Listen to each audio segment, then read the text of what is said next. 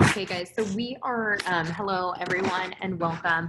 We're waiting for a few people to join the call. It's so amazing to see all your faces.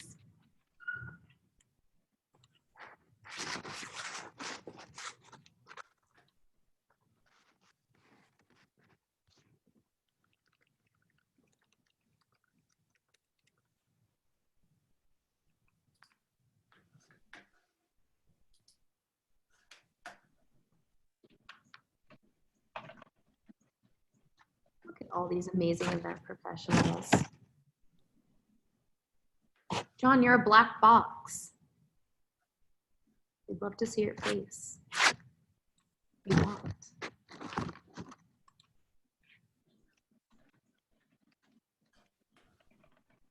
I'm going to take the silence as a resounding no. There he is. Convinced. All right, guys. Hello, my name is Madeline Reed. I am the ILEA Napa Sonoma president. It is my great honor today to present Nancy Schaefer and Alicia Falango, Nancy Schaefer of the LEC and Alicia of the CEC today for our master's series on guidelines and advocacy for the event industry. Before we get started, I have a few housekeeping items that I'd like to go over. First, just kidding. I'd like to go over our upcoming programs. My apologies. So today we have this program here. Of course, we have 3 different types of events that we are focusing on this year. We just started our new with our new board and for ILEA Napa Sonoma, and we have decided that our theme for the year is Connect, Empower, and Impact. And with that, we have created several different types of events to ensure that we are providing our members and our event community with services that they need. So Master Series provides deeper learning for of member and community businesses. Sip and Learns our education to help you grow and further develop your industry experience, and networking, which will facilitate new connections and relationship building. So for networking, we have our next networking opportunity on the 24th of September at 4 p.m., which is right after our general meeting for members. We have our next Sip and Learn on October 13th at 11 a.m. and our Master Series on Wednesday, October 21st at 11 a.m. These are all, you're on our website and you're able to register for them there. And then on to our housekeeping items here. So first and foremost, we are recording this program, so please do know that we are recording and we'll be distributing this. Please mute your microphones to avoid background noise while speakers are speaking. We'd love to see you if you can join the video.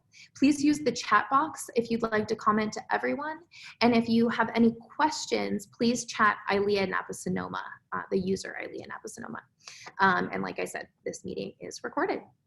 So with that, I would love to introduce our member spotlight. Our member spotlight is Heather Nelson from Encore Events Rentals. Heather, take it away. Hi, everyone. Good to see you. Can everyone hear me, right? Yes. So most of you know me, so it's kind of hard to talk about Encore, but I am going to show you our beautiful website because I think a lot of times people miss it. And just talk about some of the things that we have going on and how we can support you and how you can support us. So all of you guys know we are a full service rental company. We celebrated our 10-year anniversary this year, September 1st. We moved into our new Windsor warehouse January 1st. We were only there a short few months and then had to close down, but we are back open. You can come in for showroom appointments. We are doing virtual appointments, and we still are doing some rentals for smaller events, winery events and dinners, and also a lot of tenting right now for restaurants, nonprofits, things like that. So as you know, our main hub is in Windsor. And you can see on the video our new beautiful building. We can't wait for everyone to come back and visit us. And we also have a small showroom in Petaluma, and we are running a smaller crew right now. We're there Thursday, Friday, Saturday, Mondays. And then we also have a small studio in St. Helena. And that is open by appointment only. So we are back up and running. We would love to see you. If anyone wants to, come check out rentals or come say hi to us, we are there. Like I said, we just opened our new building in Windsor. This is it. If you haven't seen it, I'm sure most of you were at our opening event. Most of you know who I am. I'm the business development manager. I've been with Encore for over 8 years. Been there since pretty much the beginning. And I'm also the ILEA Napa Sonoma past president. And in my normal non-working world, I am a mother, and I do a lot in the community. I just joined the 4-H, my kids' 4-H as a chapter leader, so that's really fun. And I really love being out there in the community. I'm also in the leadership program for the Santa Rosa Chamber, so I'm definitely very active in our community. And right now, what I'm focusing on is still connecting with people, meeting new people, and collaborating with people on what we can do in this, in our new world. Some fun things I just wanted to point out about our website. If you haven't been, I would take a few minutes and come on. We have a lot of really cool things. We have our full service catalog. So clients are able to come on, search things by categories. You can pin different photos. So if you were working on a design board, you can, steal all those photos and be able to create some design boards for clients. We also, Heather, yeah. you want to try your share screen one more time for us? Oh, I'm sorry. You guys have been staring at my face this whole time. There, sorry. Okay. See, technology is not my thing. I can sell you anything, but I'm not good at technology. So back to the catalog. So you can definitely come on here and check out all of our inventory. You can also make appointments. For those people who work late and aren't able to call in during the day and work till all hours of the evening, or can make appointments here. You can also use our design center, which is super fun. You can pick linens out, you can pick tabletop, and basically put design boards together for your clients and send them off to them. Also, when you create that, you can also build it as an order, which is super fun. Also, a new feature for all of our industry clients. You can come on and start an order, and you can also modify orders. So down here, and this is for industry people only, so not like brides. You can come in here and sign in here. We can set you up with a client login. And basically, if you have any existing orders, you can go in and make any changes to them. And then you can also start orders. And also is live time, so you can check availability on dates for deliveries and pickups, which is a new feature that we started this year. Also on our website, we have lots of inspiration and feeds to all of our social media. So lots of fun things to do. Our design center, it has been very popular. So during this time, obviously, like I said, we are still open. We're really doing a lot of virtual appointments right now. So Renee from our team is leading that. So if you have a client that it doesn't feel comfortable coming to the showroom, we can do a virtual Zoom, which has been very successful. We also, just totally drew a blank. You can also come in. When you come into our showroom, also you can, we are taking all the COVID, you have to wear a mask, you have to wear gloves.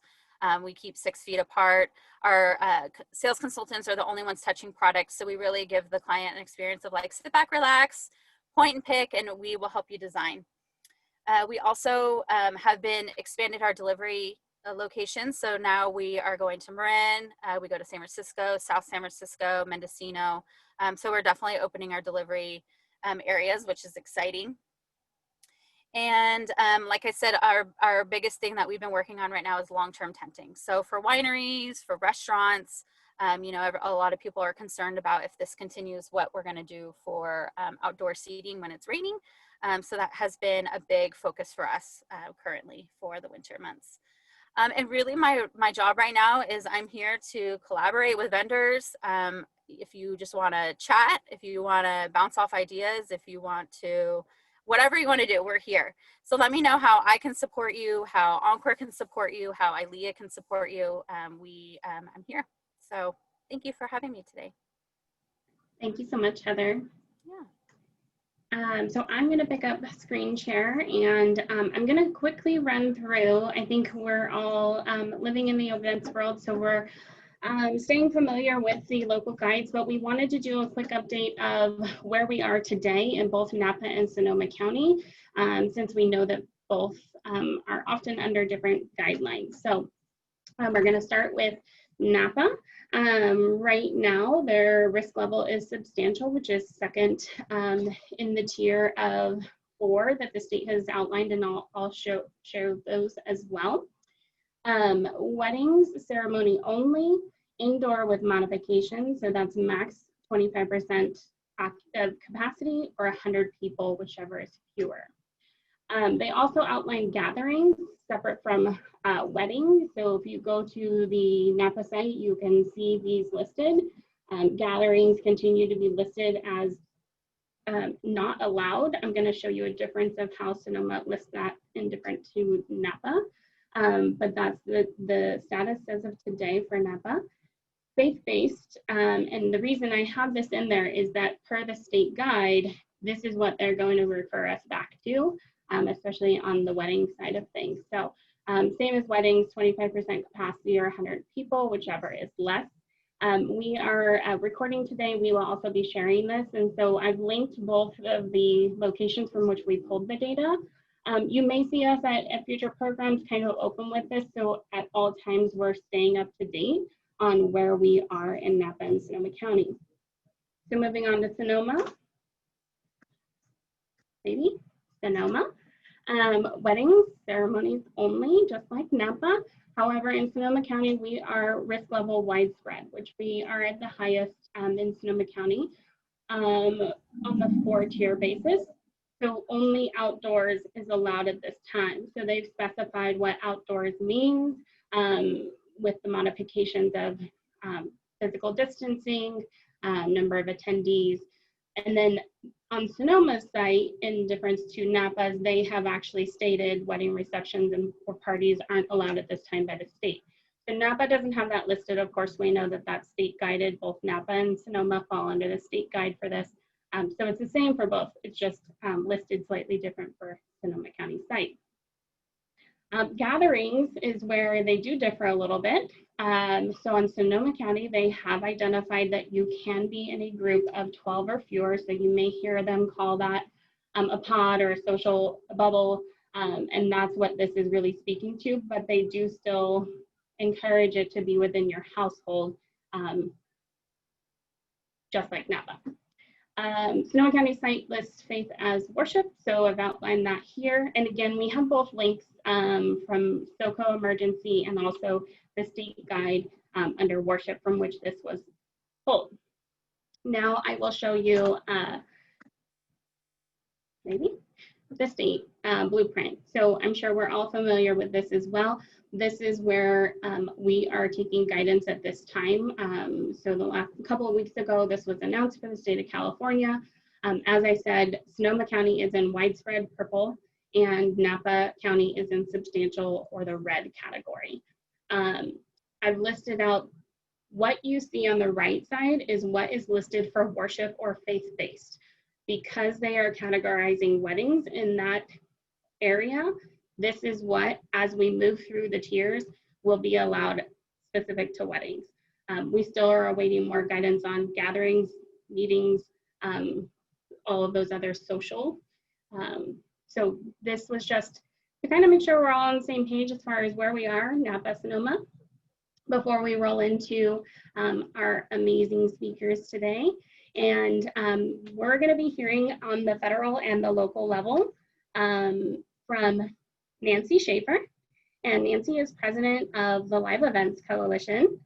I've included her full bio, but I'm going to let you read that because I'm going to let her speak for herself. I had the opportunity to speak with her, and I'm thrilled to have her with us today. We also have Alicia Falengo, co-founder of the California Events Coalition. and she's going to be sharing with us from the state level. So it's an amazing opportunity for us to have both here with us today and hearing from both advocacy efforts. I'm going to play a quick video and then we'll launch into some questions. And give me just one moment to change screen.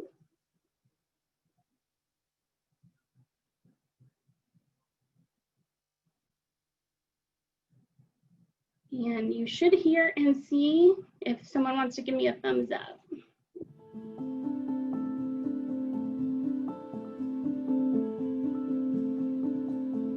The live events industry and the workforce that makes up 12 million employees were devastated by the COVID-19 pandemic.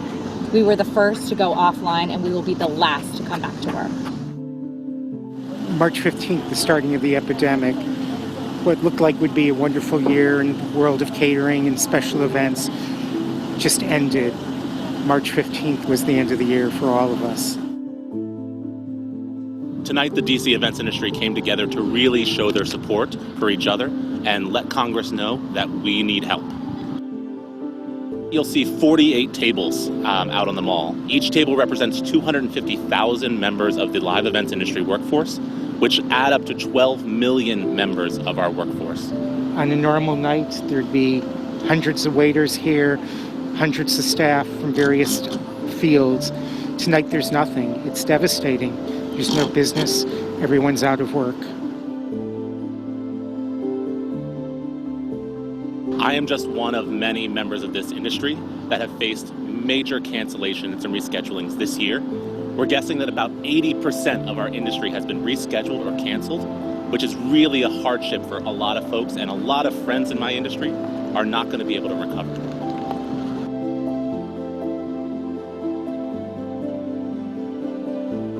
So all of us here, we're really hoping that Congress listens to us, that they help us out, because there are a lot of smaller businesses, younger businesses in the industry who just aren't going to survive. And we don't want that to happen. We all want us to survive through this and have a great 2021. We want to get back to work.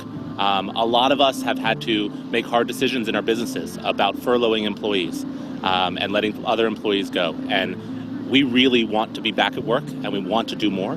And we need to find ways to do that.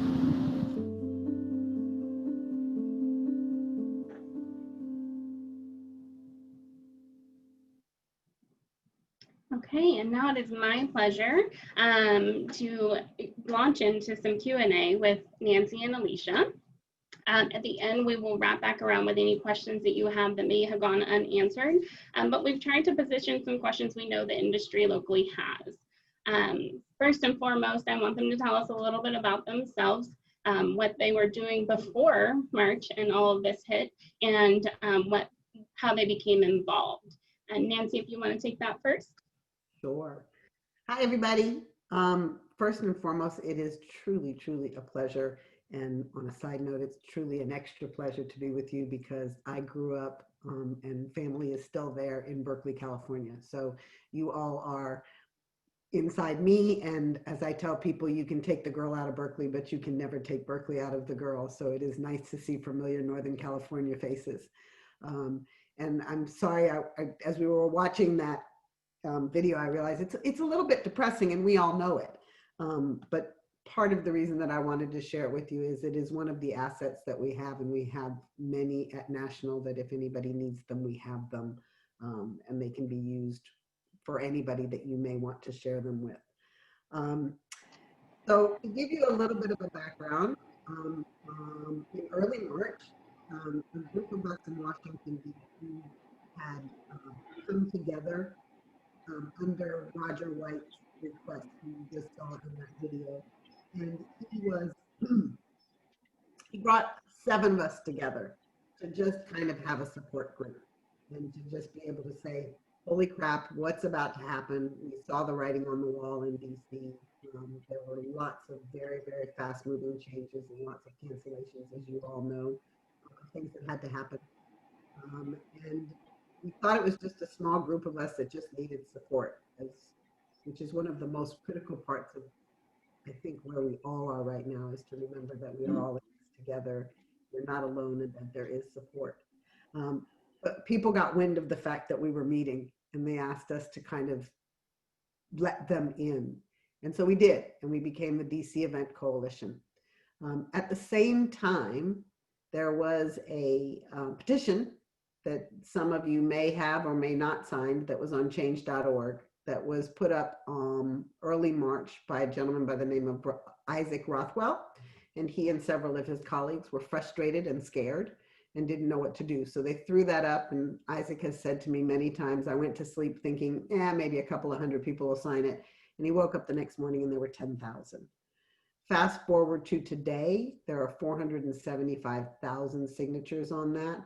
If you have not signed it, you're welcome to sign it. Do not give them 1 red cent.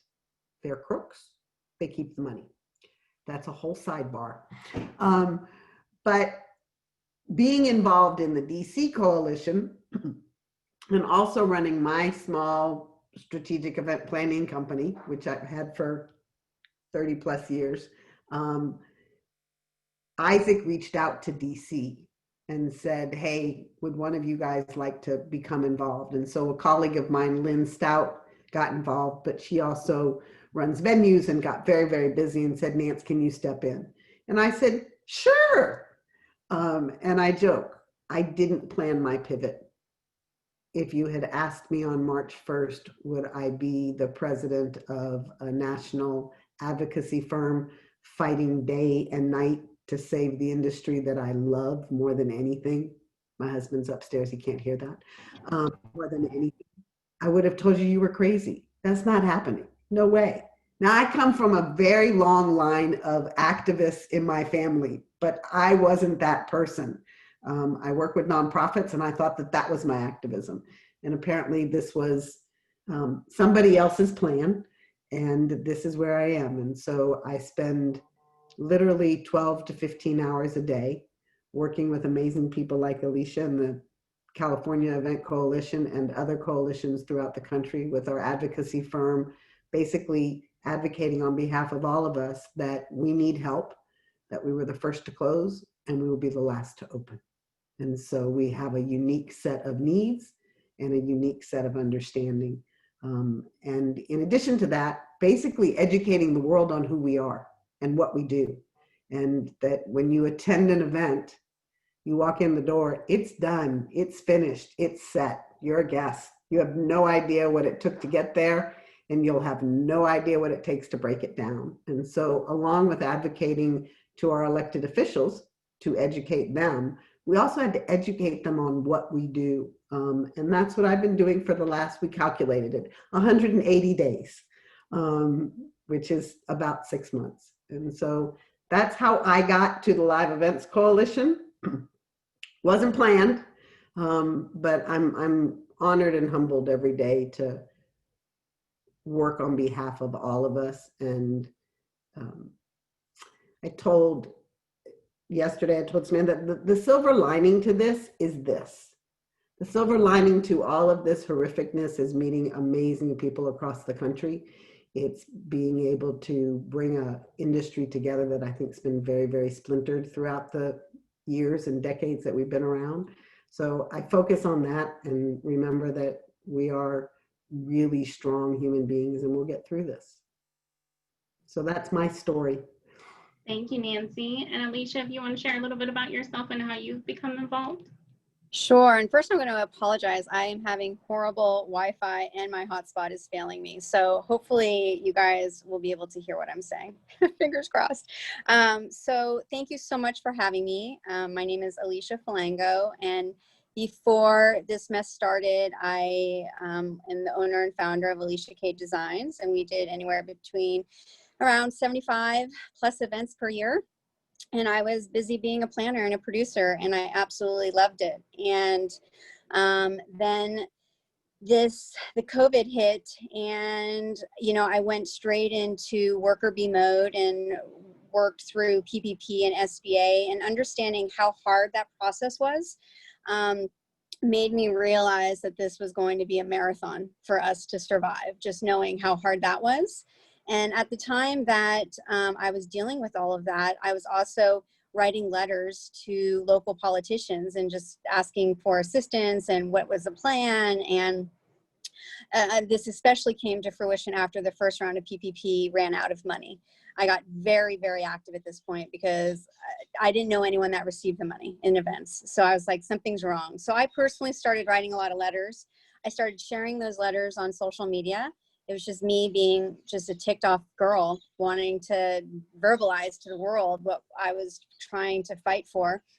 And through that, Heidi and Kate, two other planners and my co-founders, we all started chatting with one another, very similar to Nancy's story. We were just trying to support each other, and they were trying to support me on my letter mission and getting in touch with people. And then we realized that we truly didn't have representation as an industry. There was no one to call. There was no one to guide us through this. I was going to websites for restaurants and other areas, and I realized why we are a bunch of planners. Why aren't we planning? Why aren't we gathering? Why aren't we coming together to figure this out? And through that, we started the California Events Coalition.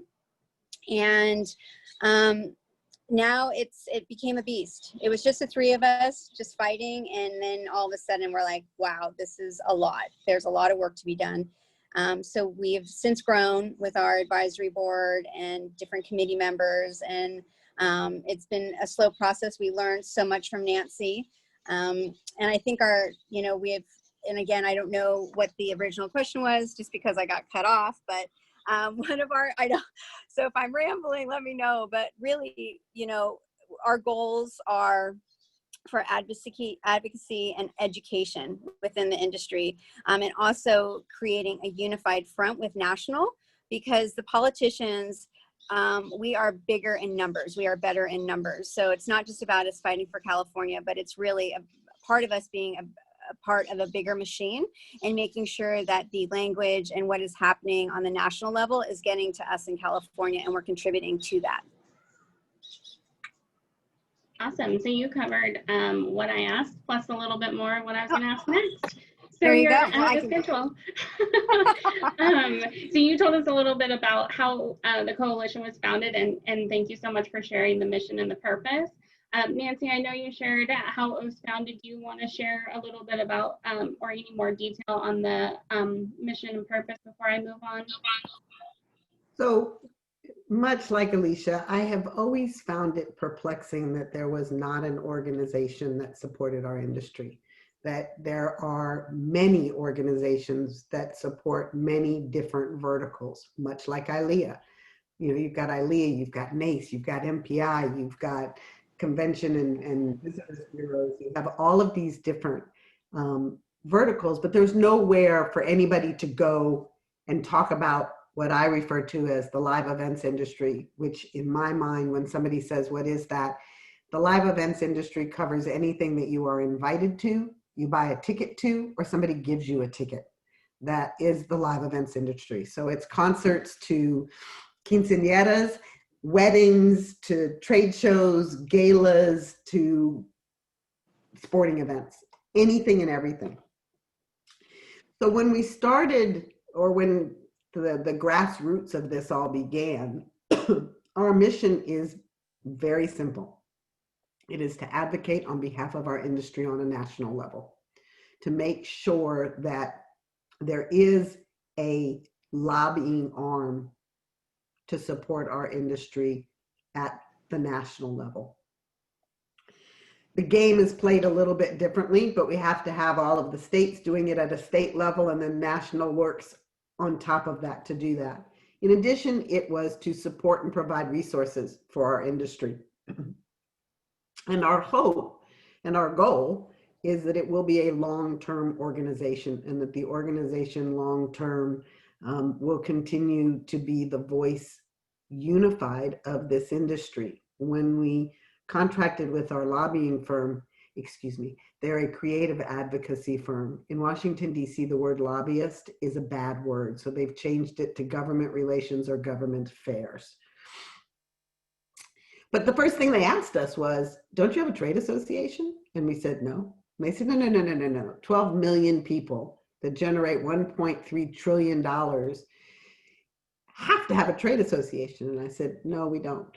And so our overall mission kind of comes in phases. Right now it is to advocate. It is to save our industry. It is to get Restart started. We have, funded. We have 5 asks, and all of the states got together and came up with these 5 asks. You have to pass Restart. You have to extend the PUA, which is the unemployment. You have to refund PPP and EIDL. And in refunding PPP and EIDL, you have to let those who may have gotten some to apply again. And for those who didn't get any, that they are in front of those who may have already gotten it. We want them to change some of the SBA 7A loan processes because they're a little bit odd. You're a small business and they say, okay, if you have $500,000 to $1 million in the bank, sure, we'll give you a loan. And I'm like, well, in our industry, if you have $500,000 in the bank, you probably don't need a loan. And then liability.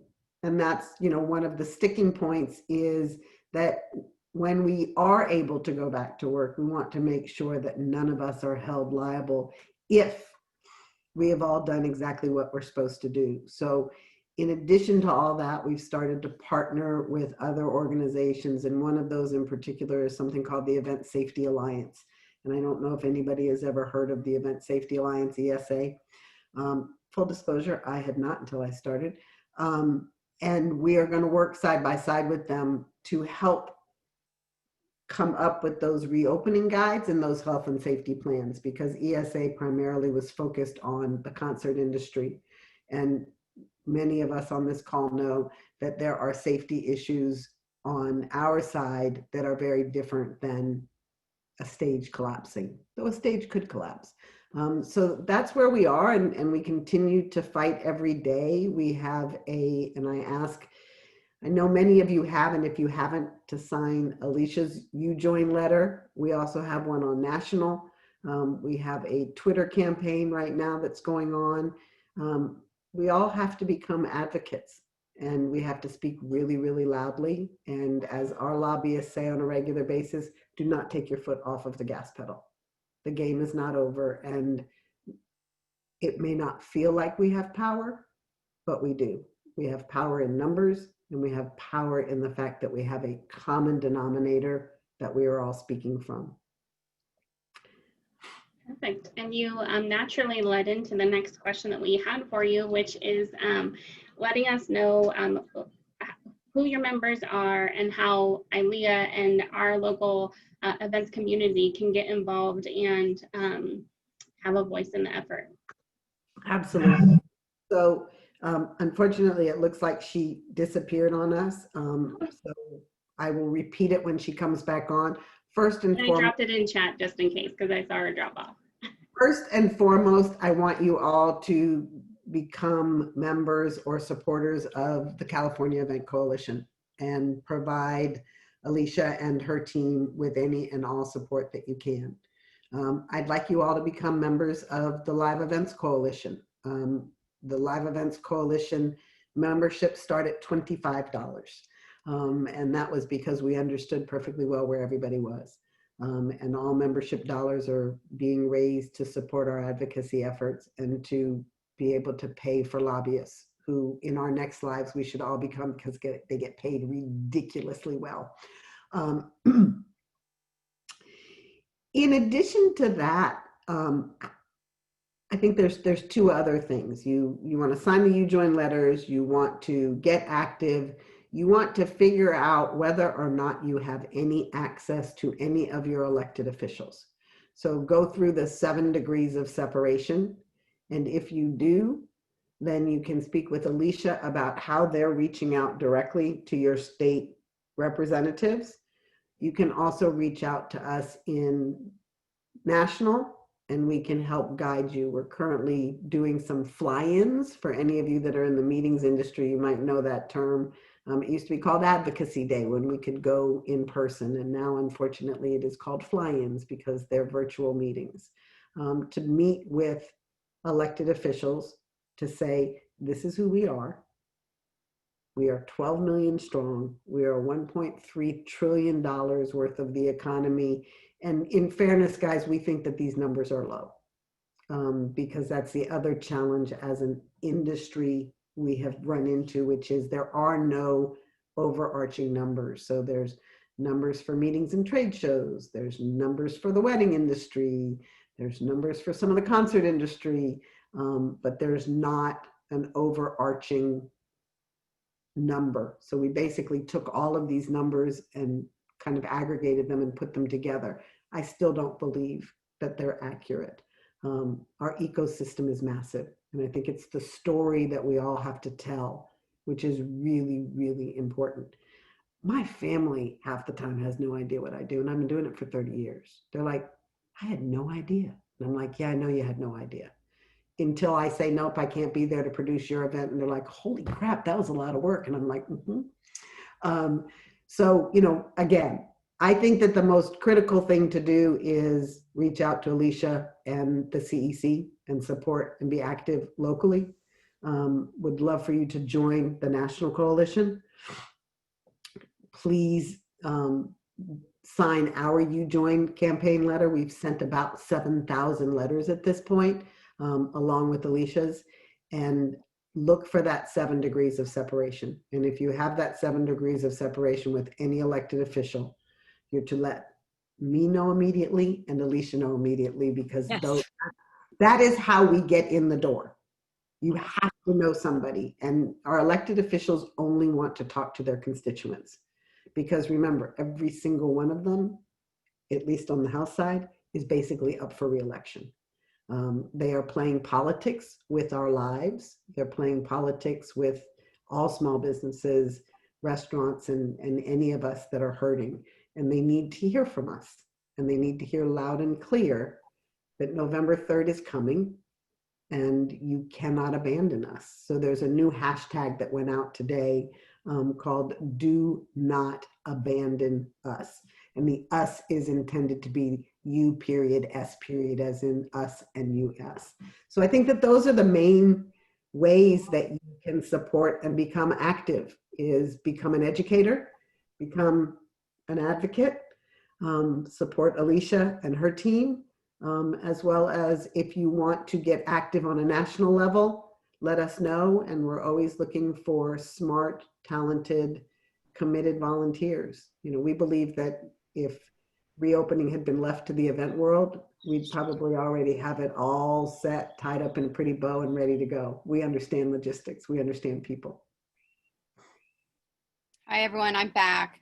Honestly, I feel so horrible. I just moved to Mexico, and I'm learning the ins and out of Mexican Wi-Fi today. But anyway, in terms of our membership, and again, I'm sorry if I'm going to be redundant, because I know Nancy was helping me out by sharing some of our information. But a very important part for us when we started the CEC was that we represented all of the verticals of live events, because the politicians aren't going to just pay attention to private events. They're not just going to pay attention to corporate. They're not just going to pay attention to entertainment.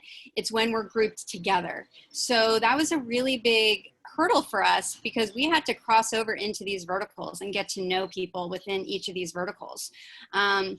If we operate individually, we're not going to have as much power when we bring these resources to the government and to our politicians. So that's something that's really important, is that we really want membership to be throughout the whole live events.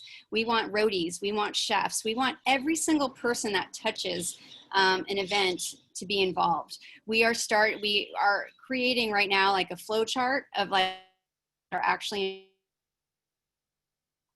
They're starting a flow chart on the overall ecosystem. It's like our ecosystem is ginormous, you know, and I always refer, it's like, you know, we have the bands, but we also have the face painters. You know, what about the face painters? And that's one of the reasons why I fight so hard, is that it's not just about the small businesses,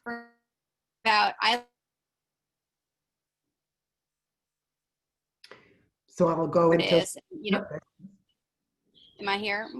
You're there. Okay. I'm gonna kill myself. Every time you stall, Alicia, I pick up, and then the minute Thank I pick you. up, this is why we're good gonna say, you come back. So we're making a great tag team. Okay, thank you. So yeah, so our membership needs to be everyone. we recently sent in guidelines to Newsom, like suggested guidelines for the social market. Now we're working with Entertainment and Another Planet to work on their guidelines that they want to submit, just so that they can see that we want to be invited to the table. I love the notes. It's the diversity. I mean, guys, that's really what this is. This is about every single person that touches our ecosystem. When I talked to the lobbyist the first time, I had to explain to them the ecosystem. And what I used was the simplest of explanations, which is, as a planner, I reach out to my designer. I tell my designer I need something in the center of the table. They design it. They call their wholesaler. Their wholesaler calls the farmer. Right now, the farmer has tilled their fields.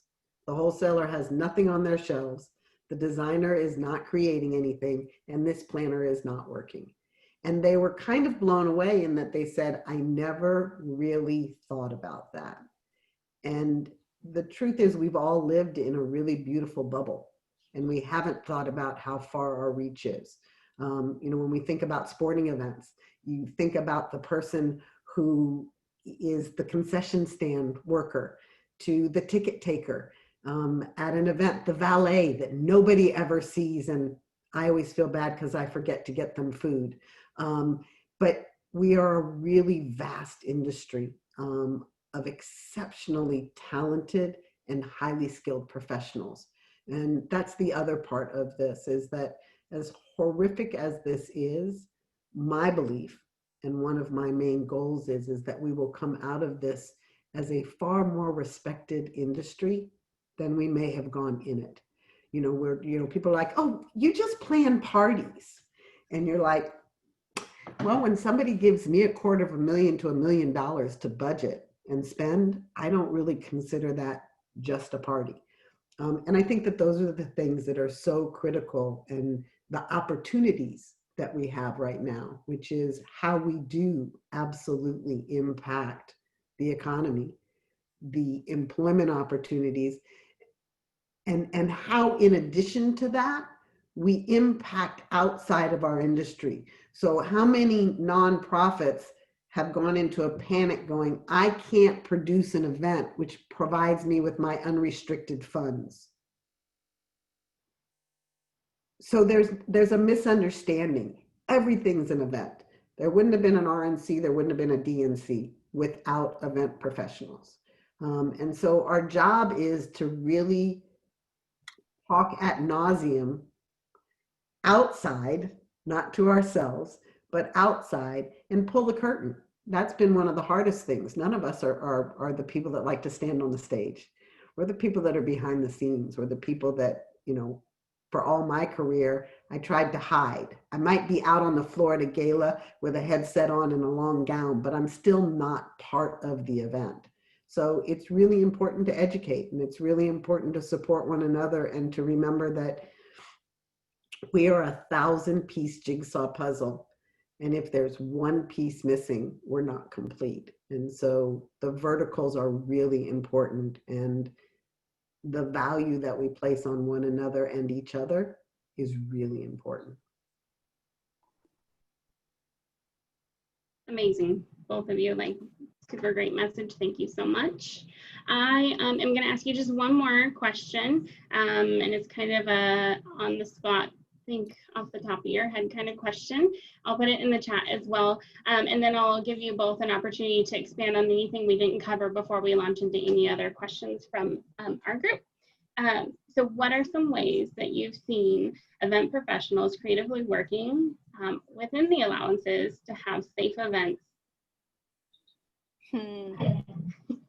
That's a very hard question, because technically we're not allowed to really even have events, you know, so it's very, you know, there are guidelines in terms of creating social distance at your tables, by checking, checking temperatures, you know, the list can go on, but the reality is, from a legality perspective and a liability perspective, you are still having an unlawful event, because the orders in California right now are that we cannot have events. So That's not to say that people aren't doing them and that you can't do them safely, but you have to be very careful about the liability that lies there. We have gotten word of venues and companies that are getting fined $25,000, $30,000.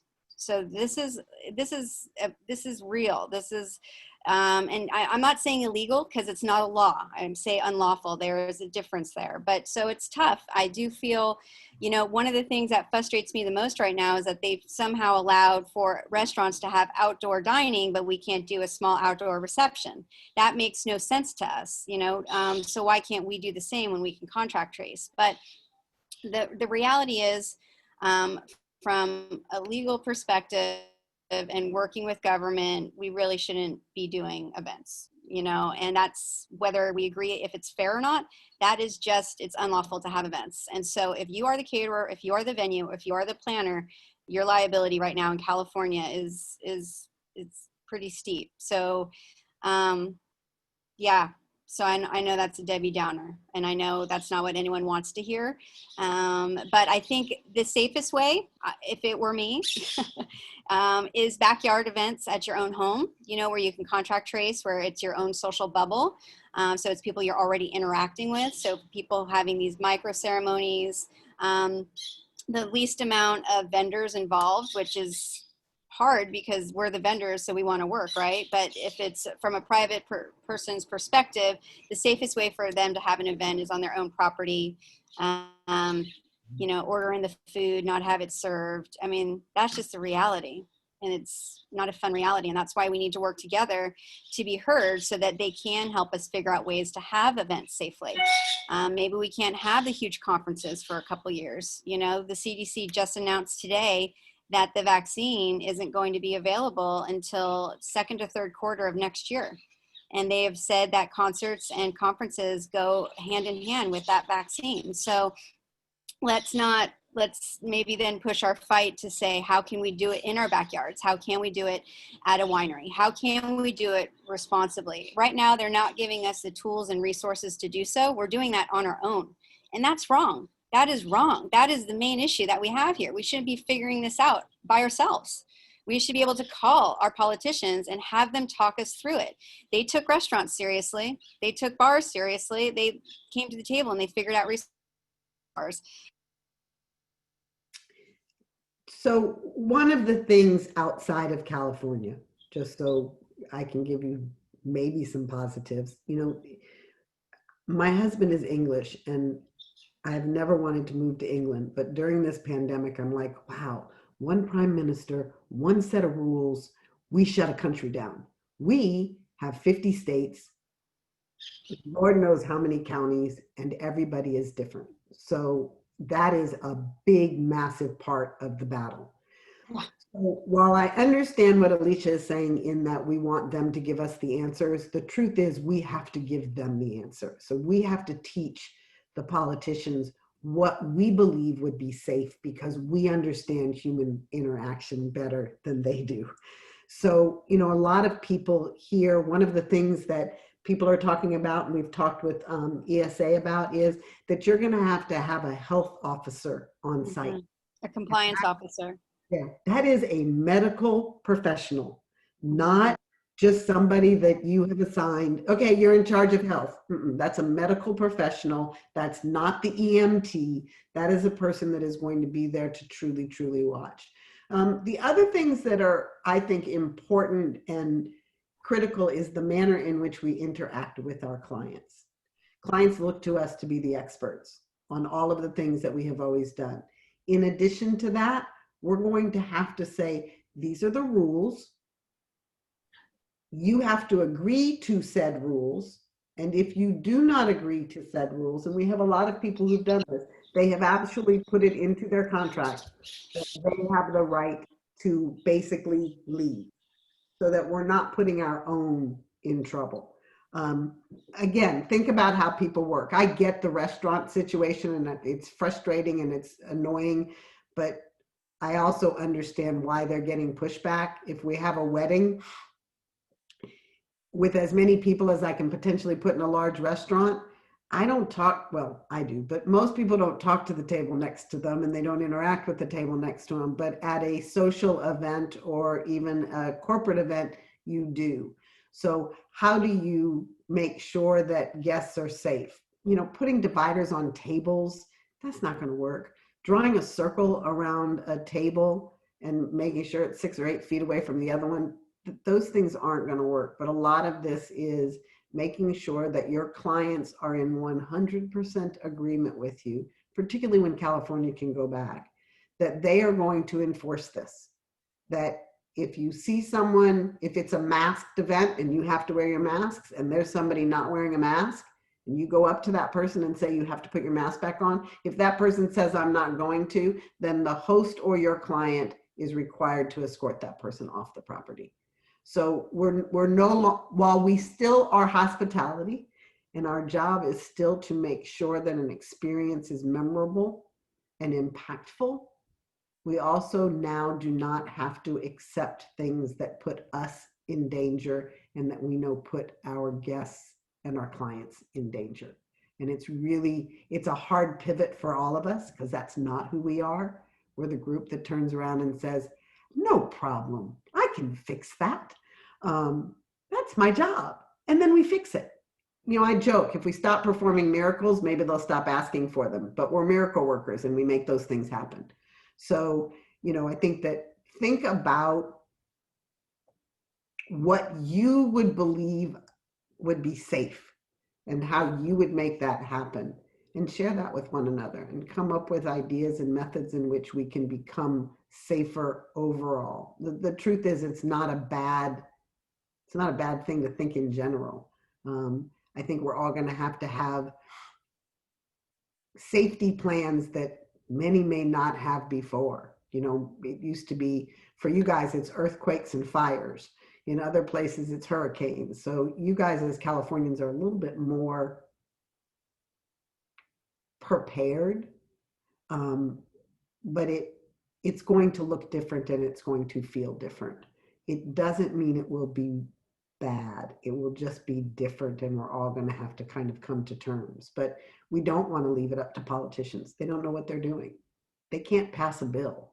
So Lord knows they can't produce an event, and they would not have any clue how to keep us safe, how to keep their guests safe, and how to do it in a way that it'll work. But it's all going to change. That was uplifting, wasn't it? It's an important message for us to all hear. We're all in this, and so it's an important message to hear. Before I share with you some of the questions that we're getting in chat, do you have anything else that you want to cover before we launch into that? Remember to reach out to one another. Just put on your list once a day. I'm gonna call Madeline. Today's my Madeline day, and I'm just gonna check in and say, hey Madeline, how you doing? How's the castle? And then the next day I'm gonna call Heather, and then I'm gonna call Anthony and whoever is with Anthony, who I don't think is Levy. So, you know, it's really important. And again, we didn't do this before. I didn't reach out to my competitors. Not that I didn't want to, but it didn't seem to make sense. None of us are actually competitors anymore. We compete for business, but we have to spin that. There is so much that's going to be available, and we are all going to be better for working side by side. We are going to grow faster. We're going to protect ourselves, and we're going to support ourselves. And in the interim, you meet some amazing people that I can tell you I didn't think would be my friends and are now some of my favorite people. You know, we're all in an industry of passionate, creative people, because this is not an industry to get rich. I tell people that all the time. If you want to get rich, do not do this. So together we can be better and respectful and move forward in a way that I think will be very positive. It's just going to take us a little while. Thank you. We do have a few questions. One of them I'm going to touch on. There's a couple of different questions that came in, and it's more around what some counties are allowed to do, which Alicia may have been able to speak to, because there is some information on the CEC site on county guides. I personally am using the state. I may go to the direct county site, but I'm also using the state's site, and I can search by county and what I'm looking for. So I search the word wedding, I search the word gathering, I search the word worship, whatever it is that I'm looking for, I'm using the state's site, and it tells me at any one point where the counties are. That being said, Alex asked the question about having heard that Santa Clara, Fresno, and I've heard this about a lot of counties, that within California, they are banding together to say, we are going to have events, we are not going to follow the state guide. I think you might all remember that early on in this, the governor came out and was strictly stating that if you didn't follow the state guide, there could be repercussions. So while I can't tell you whether any of those counties are or are not following state guide, I can tell you that the state's website is up to date. San Mateo in particular, where Half Moon Bay, one of those questions is outdoors only. I can't tell you if they're actually abiding by that. And Santa Clara County is the same as Napa, so it's 25% or 100 or fewer. So that kind of covers those two questions. And there was also a question about, which is a great question, where would one find a compliance officer? So Nancy, you talked about having a medical staff member at events, and I know that's going to be a hot button. So I should have the answer to that, and I feel really bad. Jody Katzman is in charge of she leads the Safety and Health Committee, and I probably should have asked her that question, but I will find out the answer. In fairness, it is a new job. It's a new job that, you know, if you are a person who likes to test and likes to learn all that stuff, it would not be a job for me. There are ways to do that, and I will find out from Jody and put together a list of the certifications, programs, and where some of those compliance officers will be, and get that back to you. And just to back up, please don't go out and do events that we've been told we can't do. It will set us back. And I know that people are desperate, and I know that they want to do them. And I get it. I understand it. It is hard. You're watching businesses close. You're wondering how you're going to pay your rent. I get it. If we start to go rogue, we will be back to the splintered industry that we were before this. And we will not be respected, because we will be seen as breaking rules and taking people's lives into our own hands. I know it's hard. I get it. It's not what anybody wants to hear, but I don't recommend it. And I will get the compliance officer information. Thank you.